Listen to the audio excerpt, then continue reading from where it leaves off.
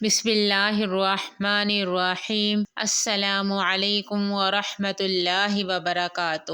حضرت ابی درداء رضی اللہ عنہ روایت کرتے ہیں کہ رسول اللہ صلی اللہ علیہ وسلم کا ارشاد ہے کہ قیامت کے دن اللہ جل شانہ بعضی قوموں کا حشر اسی طرح فرمائیں گے کہ ان کے چہروں میں نور چمکتا ہوا ہوگا، وہ موتیوں کے ممبروں پر ہوں گے، لوگ ان پر رشک کرتے ہوں گے، وہ انبیاء علیہ الصلاۃ والسلام اور شہداء نہیں ہوں گے۔ کسی نے عرض کیا، یا رسول اللہ صلی اللہ علیہ وسلم، ان کا حال بیان کر دیجئے کہ ہم ان کو پہچان لیں۔ حضور صلی اللہ علیہ وسلم نے فرمایا، وہ لوگ ہوں گے جو اللہ کی محبت میں مختلف جگہوں سے، مختلف خاندانوں سے آ کر ایک جگہ جمع ہو گئے ہوں اور اللہ کے ذکر میں مشغول ہوں۔ رواہ احمد الطبرانی۔ اگر آپ کو میری ویڈیو اچھی لگی ہو تو لائک کر کے شیئر کرتے جائیں۔ جزاک اللہ خیر۔